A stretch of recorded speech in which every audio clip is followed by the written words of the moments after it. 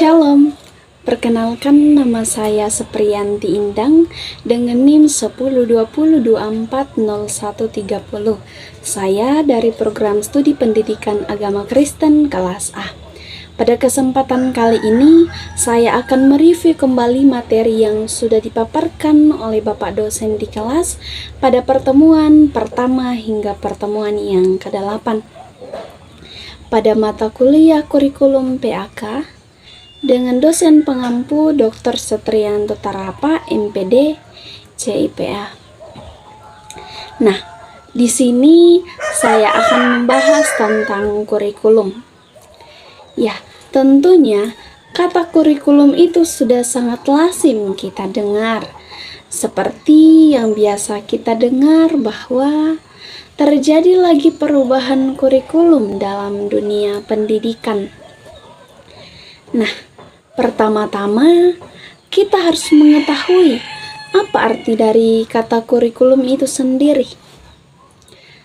Jadi, istilah kurikulum berasal dari dunia olahraga, khususnya dari bahasa Latin, yaitu kurer yang berarti pelari dan kurer yang berarti lintasan atau tempat berpacu.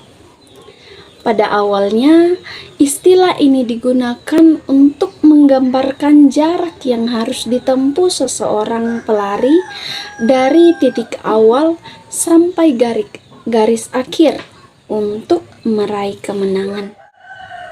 Nah, seiring waktu berlalu, konsep tersebut kemudian diadopsi ke dalam dunia pendidikan dengan pemahaman bahwa seorang siswa juga menempuh lintasan berupa proses pembelajaran dari awal. Sehingga dalam pengertian ini, kurikulum dipahami sebagai jumlah mata pelajaran atau seperangkat bidang studi atau mata kuliah yang harus dilulusi oleh seseorang untuk mendapatkan ijazah. Nah, kurikulum juga dipahami sebagai seperangkat rencana yang memuat ide, isi, metode, dan sistem yang dipedomani untuk mencapai tujuan. Ada seorang pakar pendidikan Kristen, yakni Campbell. Ia menekankan bahwa kurikulum itu terdiri dari keseluruhan pengalaman yang didapatkan oleh peserta didik di bawah bimbingan pendidiknya. Pada pandangan Campbell tersebut, dapat disimpulkan bahwa kurikulum adalah sejumlah kegiatan yang menimbulkan pengalaman peserta didik yang didapatkan di sekolah, di luar sekolah, untuk mencapai tujuan pendidikan. Namun perlu kita ketahui bahwa pengertian kurikulum akan berbeda tergantung sudut pandang seseorang.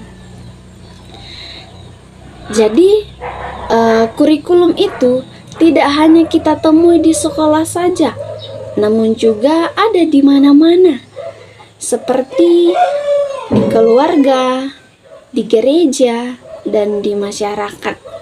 Nah, ada beberapa macam kurikulum. Kurikulum yang pertama yaitu kurikulum sekuler, yaitu kurikulum yang diterapkan secara formal di sekolah. Yang kedua yaitu kurikulum tersembunyi atau hidden kurikulum. Kurikulum ini yaitu kurikulum yang tidak tertulis namun muncul melalui sikap, nilai, budaya, dan lingkungan. Hal ini dapat kita temui di sekolah maupun di gereja. Kurikulum yang ketiga yaitu kurikulum nol atau nol kurikulum, yaitu kurikulum yang tidak diajarkan atau tidak dirancang dalam pembelajaran, namun tetap membawa dampak terhadap peserta didik. Nah, adapun fungsi kurikulum itu sendiri, yang pertama bagi guru. Jadi, kurikulum di sini berfungsi sebagai pedoman bagi guru dalam kegiatan belajar mengajar. Yang kedua, bagi kepala sekolah. Di sini kurikulum berfungsi sebagai pedoman dalam melakukan supervisi dan pengawasan. Yang ketiga, bagi orang tua. Kurikulum berfungsi sebagai panduan dalam membimbing belajar anak di rumah. Yang keempat yaitu bagi masyarakat. Jadi kurikulum di sini berfungsi menjadi dasar untuk memberi dukungan pendidikan seperti melalui komite di sekolah. Yang kelima yaitu bagi siswa. Yang pertama yaitu penyesuaian, di mana kurikulum menjadi alat untuk mengarahkan peserta didik agar memiliki sikap yang dapat menyesuaikan diri. Yang kedua yaitu integrasi, di mana kurikulum menjadi alat untuk menghasilkan pribadi-pribadi yang utuh. Yang ketiga yaitu diferensiasi, di mana kurikulum berfungsi untuk memberikan layanan terhadap perbedaan peserta didik. Yang keempat yaitu persiapan, di mana kurikulum berfungsi untuk mempersiapkan peserta didik melanjutkan studi ke jenjang berikutnya. Kemudian yang kelima yaitu pemilihan, di mana kurikulum berfungsi memberikan kesempatan kepada peserta didik untuk memilih program belajar sesuai dengan kemampuan dan minatnya masing-masing. Kemudian yang ketujuh yaitu diagnostik, di mana kurikulum berfungsi untuk mengarahkan siswa agar dapat menerima potensi dan kelemahannya itu. Jadi itu ada 7 fungsi kurikulum bagi seorang siswa. Nah, adapun kedudukan kurikulum dalam pendidikan yaitu menjadi alat, menjadi instrumen, dan menjadi kunci dalam pendidikan nasional. Sehingga jikalau dikatakan kurikulum menjadi alat, maka tentunya pembelajaran menjadi kegiatannya. Nah, adapun landasan-landasan dalam pengembangan kurikulum, yang pertama yaitu landasan filsafat atau filosofis. Ya, jadi landasan ini memiliki peranan penting dalam pengembangan kurikulum. Terdapat berbagai aliran filsafat. Yang pertama yaitu perennialisme. Ya, jadi aliran ini menekankan pada keabadian yang lebih mementingkan pengetahuan yang berorientasi pada masa lalu yang dianggap absolut daripada kegiatan sehari-hari. Kemudian yang kedua yaitu aliran esensialisme. Jadi aliran ini menekankan pada pengetahuan dan keterampilan dan harus berdaya guna dalam masyarakat, di mana aliran ini juga berorientasi pada masa lalu. Kemudian yang ketiga yaitu aliran eksistensialisme. Ya, jadi aliran ini menekankan bagaimana kita memperoleh pengetahuan tentang hidup dan makna hidup itu sendiri untuk memahami kehidupan orang lain, bahkan diri kita sendiri. Kemudian aliran yang keempat yaitu progresivisme. Ya, jadi aliran ini menekankan bagaimana kita memposisikan orang lain berdasarkan karakteristiknya atau perbedaannya itu sendiri, di mana berpusat pada peserta didik dan variasi pengalaman belajar serta proses. Kemudian yang kelima yaitu aliran rekonstruksivisme. Ya, jadi aliran ini menekankan pada pemecahan suatu masalah dan berpikir kritis. Nah, kemudian ada landasan yang kedua dalam pengembangan kurikulum, yaitu landasan psikologis. Ya, mengingat kurikulum merupakan suatu program pendidikan yang berfungsi sebagai alat untuk merubah perilaku peserta didik atau siswa ke arah yang diharapkan oleh pendidikan. Maka tentu saja dalam mengembangkan kurikulum pendidikan harus menggunakan asumsi-asumsi atau landasan yang bersumber dari studi ilmiah atau dari studi ilmiah bidang psikologi. Nah, psikologi adalah ilmu yang mempelajari mengenai tingkah laku manusia dalam hubungan dengan lingkungan, sedangkan kurikulum adalah upaya untuk menentukan program pendidikan dalam merubah perilaku manusia. Oleh sebab itu, dalam mengembangkan kurikulum harus dilandasi oleh psikologi sebagai acuan dalam menentukan apa dan bagaimana perilaku peserta didik itu harus dikembangkan. Kemudian yang ketiga, ada landasan sosial budaya. Nah, secara umum, pendidikan dan khususnya persekolahan pada dasarnya bermaksud untuk mendidik anggota masyarakat agar dapat hidup berintegrasi dengan anggota masyarakat yang lainnya. Ya, jadi hal ini membawa implikasi bahwa kurikulum sebagai salah satu alat untuk mencapai tujuan pendidikan bermuatan kebudayaan yang bersifat umum pula seperti nilai-nilai, sikap-sikap, pengetahuan, kecakapan dan kegiatan yang bersifat umum yang penting bagi kehidupan bermasyarakat. Nah, kemudian ada landasan yang keempat dalam pengembangan kurikulum, yaitu landasan iptek atau ilmu pengetahuan dan teknologi. Ya, jadi mengingat pendidikan merupakan upaya menyiapkan siswa menghadapi masa depan dan perubahan masyarakat yang semakin pesat, termasuk di dalamnya perubahan ilmu pengetahuan dan teknologi. Ya, maka pengembangan kurikulum haruslah berlandaskan pada ilmu pengetahuan dan teknologi. Jadi, perkembangan ilmu pengetahuan dan teknologi secara langsung akan menjadi isi atau materi pendidikan. Sedangkan secara tidak langsung, ini akan memberikan tugas kepada pendidikan untuk membekali masyarakat dengan kemampuan pemecahan masalah yang dihadapi sebagai pengaruh perkembangan ilmu pengetahuan dan teknologi.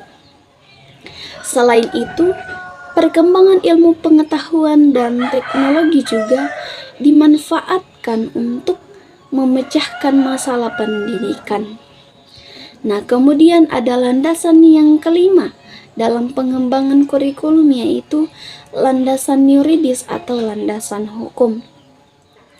Ya, jadi landasan yuridis merupakan seperangkat konsep yang berisi aturan perundang-undangan yang berlaku sebagai acuan, baik material maupun konseptual dalam pelaksanaan pendidikan dan praktek pendidikan yang menjadi dasar dan pegangan di dalam pelaksanaan pendidikan di suatu negara. Sehingga setiap proses penyelenggaraan pendidikan harus patuh dan mengacu pada perundang-undangan yang berlaku secara adil dan merata, agar tidak terjadi ketimpangan dan perselisihan di antara semua pihak yang terlibat dalam penyelenggaraan pendidikan. Ya, adapun sumber hukum pendidikan atau landasan yuridis pendidikan di Indonesia, yakni Pancasila, Undang-Undang Dasar atau UUD Negara Republik Indonesia tahun 1945, serta Sistem Pendidikan Nasional dalam Undang-Undang Nomor 20 Tahun 2003. Nah, dalam kurikulum adapun pendekatan-pendekatan dalam pengembangan kurikulum PAK. Yang pertama yaitu Bible Center Approach. Ya, ini Alkitab sebagai dasar dan konten dalam penyusunan kurikulum itu sendiri. Kemudian ada pendekatan life approach. Ya, jadi di mana pendekatan ini didasarkan pada kebutuhan dan perkembangan anak yang berbasis pada tema-tema atau tematikal. Kemudian yang ketiga yaitu pendekatan kompetensi basic. Ya, jadi pendekatan ini menekankan keseimbangan antara pengetahuan dan sikap serta keterampilan. Ya, jadi dari pendekatan-pendekatan tersebut kemudian diterjemahkan ke dalam model atau pola kurikulum. Adapun model yang pertama yaitu model pengembangan kurikulum. Yang pertama yaitu model administratif yang sifatnya dari atas ke bawah. Ya, di mana model ini adalah model yang paling kuno, yang wewenangnya semua di pusat, di mana guru tinggal melaksanakan pembelajaran sesuai dengan konsep dari pusat. Namun di sini kelemahannya tidak bisa sesuai dengan konteks di mana tempat pembelajaran dan implementasinya. Kemudian model yang kedua yaitu model grassroots, yang sifatnya dari bawah ke atas.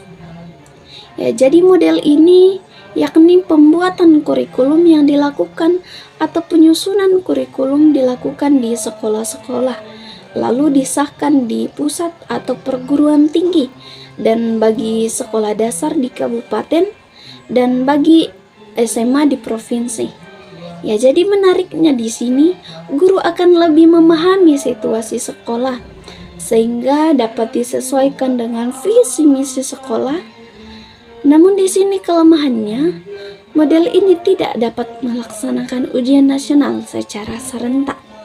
Nah, kemudian model yang ketiga yaitu model sentral desentral, di mana pola ini atau model ini bersifat kerjasama antara pihak di pusat dengan guru di lapangan, di mana pusat mempunyai wewenang dan sekolah juga mempunyai wewenang. Yang keempat yaitu model Beckham, di mana terdapat 5 langkah untuk mengembangkan kurikulum ini, di mana yang pertama yaitu pemerintah yang berwenang harus menentukan lebih dahulu lokasi atau wilayah yang akan dijadikan sebagai tempat uji coba yang mewakili desa, semi kota, dan kota, sehingga dapat dilihat bahwa apakah kurikulum tersebut sesuai untuk seluruh sekolah-sekolah di Indonesia atau negara. Yang kedua yaitu membentuk tim atau personalia, di mana tim ini bukan hanya orang-orang tertentu, namun harus melibatkan ahli kurikulum yang mendesain, pakar yang membelajarkan kurikulum di perguruan tinggi, semua operasionalisasi atau guru yang melaksanakan, kemudian masyarakat, yakni orang yang paham kebutuhan dan yang menggunakan, dan kemudian ada politik seperti DPR, pemerintah, sekolah dasar dan SMP untuk bupati, dan orang yang menerbitkan. Kemudian yang ketiga yaitu mengorganisasikan person atau membagi uraian tugas, yakni tim pengembangan kurikulum, tim peneliti yang sedang dipakai mempelajari, kemungkinan penyusunan kurikulum, dan perumusan untuk kriteria-kriteria kurikulum yang akan disusun. Kemudian yang keempat yaitu implementasi kurikulum yang dilakukan oleh guru di sekolah, dan yang kelima yaitu evaluasi, di mana evaluasi ini dilakukan oleh guru-guru. Kemudian model yang kelima yaitu model Rab-Taylor, di mana model ini harus berpusat pada peserta didik. Hal ini disesuaikan dengan kebutuhan peserta didik, masyarakat, dan pengembangan ilmu pengetahuan serta teknologi. Kemudian model yang keenam yaitu model demonstrasi, ya, di mana sekelompok guru tanpa arah melakukan penelitian dan pengembangan yang kemudian menghasilkan model kurikulum, dan guru mengadakan eksperimen yang akan memunculkan inovasi baru dalam kurikulum yang lebih baik. Nah, dalam kurikulum tentunya memuat komponen-komponen. Nah, adapun komponen yang pertama yaitu tujuan, ya, di mana yang harus dikembangkan yaitu tujuan makro, tujuan institusional, tujuan kurikuler, dan tujuan pembelajaran. Ya, yang pertama, tujuan makro. Tujuan makro yaitu tujuan pendidikan nasional, yakni kemampuan membentuk kuota mencerdaskan anak bangsa agar cakap, terampil, dan bertanggung jawab. Kemudian tujuan institusional, yaitu tujuan yang hendak dicapai oleh masing-masing satuan pendidikan yang meliputi profil kelulusan atau visi dan misi institusi yang selalu terkait dengan tujuan pendidikan nasional. Kemudian tujuan kurikuler, yakni tujuan yang hendak dicapai dalam mata pelajaran atau bidang studi di sekolah. Dan yang terakhir yaitu tujuan pembelajaran yang harus dicapai oleh guru atau tugas guru. Kemudian komponen yang kedua yaitu isi. Ya, jadi ini adalah bahan yang akan diajarkan atau konten yang akan disampaikan, yang tentunya disesuaikan dengan konteks dan karakteristik peserta didik. Kemudian komponen yang ketiga yaitu strategi, ya, di mana seorang guru perlu memperhatikan cara yang digunakan untuk menyampaikan konten tersebut dalam suatu pembelajaran. Dan komponen yang keempat yaitu evaluasi. Nah, selanjutnya kita akan melihat bagaimana dinamika atau perubahan kurikulum. Ya, jadi reformasi pendidikan mengacu pada 8 standar. Yang pertama yaitu standar isi. Yang kedua yaitu standar proses atau keuangan dan pembelajaran. Yang ketiga yaitu standar kompetensi kelulusan. Yang keempat yaitu standar pendidik dan tenaga pendidikan. Yang kelima yaitu standar sarana prasarana. Yang keenam yaitu standar pembiayaan, yang ketujuh yaitu standar pengelolaan, dan yang kedelapan yaitu standar penilaian pendidikan. Nah, kira-kira mengapa kurikulum sering mengalami perubahan? Nah, ternyata terdapat beberapa alasan yang membuat kurikulum ini mengalami perubahan. Yang pertama yaitu karena terjadinya perubahan zaman yang tentunya di dalam isi atau konten kurikulum sebelumnya yang menjadi pedoman sangatlah berbeda. Kemudian yang kedua yaitu terjadinya perubahan teknologi, ya, di mana pada setiap zaman tentunya mengalami perkembangan teknologi yang sangat berbeda, sehingga membuat kurikulum perlu untuk diubah. Kemudian yang ketiga yaitu karena adanya sistem politik, dan kemudian yang keempat itu karena adanya kesadaran tentang kebutuhan masyarakat yang belum terpenuhi. Lalu, bagaimana implementasi kurikulum pendidikan agama Kristen sekolah formal dalam bingkai kebijakan nasional? Nah, adapun alasan penyempurnaan kurikulum yang pertama yaitu tantangan masa depan seperti globalisasi, masa lalu lingkungan hidup, kemajuan teknologi, dan sebagainya. Kemudian yang kedua yaitu kompetensi di masa depan, di mana penyempurnaan kurikulum ini di masa depan untuk kemampuan berkomunikasi, kemampuan berpikir jernih dan kritis, dan mempertimbangkan segi moral suatu permasalahan. Kemudian yang ketiga yaitu fenomena negatif yang terjadi, seperti banyak kita temui perkelahian pelajar, narkoba, korupsi, plagiarisme, kecurangan dalam ujian, dan pembelian. Kemudian yang keempat yaitu alasan penyempurnaan kurikulum itu sendiri, yakni persepsi masyarakat. Ya, jadi masyarakat terlalu menitik beratkan siswa pada aspek kognitif atau pengetahuan peserta didik. Lalu, identifikasi kesenjangan kurikulum kondisi saat ini dan konsep idealnya yang pertama yaitu kompetensi kelulusan, di mana sikap yang belum mencerminkan karakter mulia, dan konsep idealnya yaitu berkarakter mulia. Kemudian kondisi saat ini juga yaitu keterampilan yang belum disesuaikan dengan kebutuhan yang ada, sehingga konsep ideal kurikulum itu keterampilan yang relevan. Nah, salah satu kurikulum di Indonesia yang masih digunakan sampai saat ini yaitu kurikulum Merdeka. Ya, di mana kurikulum ini adalah pembelajaran interaksi kuliner yang beragam, di mana konten yang disajikan kepada siswa akan lebih optimal dengan tujuan agar peserta didik dapat memiliki cukup waktu untuk mendalami konsep serta menguatkan potensinya dan kemampuannya.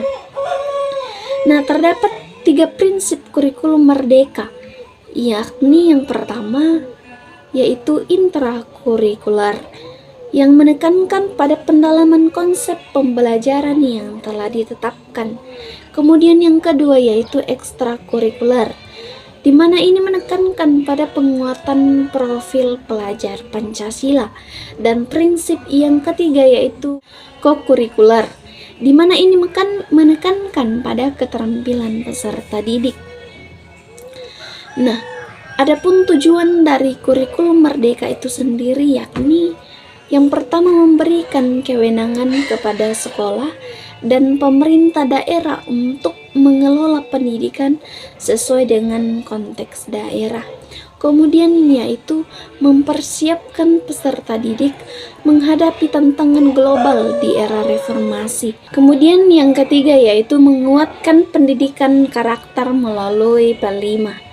Dan yang keempat yaitu menerapkan pembelajaran yang berpusat pada siswa atau student central learning. Nah, saat ini Kementerian Agama mulai mencanangkan kurikulum berbasis cinta. Nah, adapun yang melatar belakangi hal itu yakni karena Indonesia akan menciptakan visi yaitu generasi emas yang tentunya membutuhkan sumber daya manusia yang unggul, toleran, berwatak, berkarakter mulia.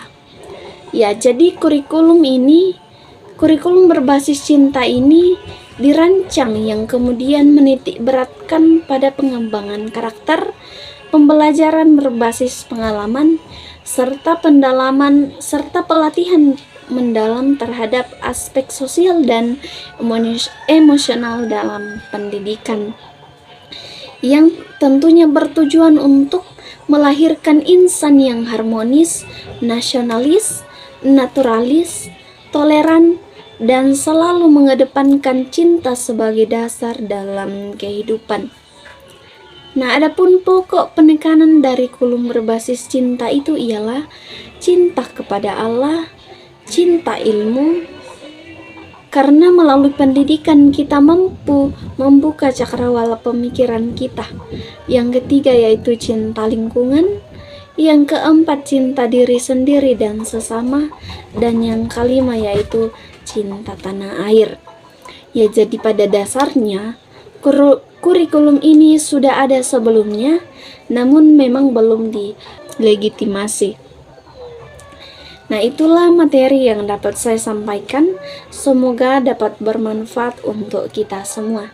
Adapun kekurangan dari materi yang saya sampaikan pada saat ini, mohon dimaafkan. Sekian dan terima kasih. Shalom. Tuhan Yesus memberkati.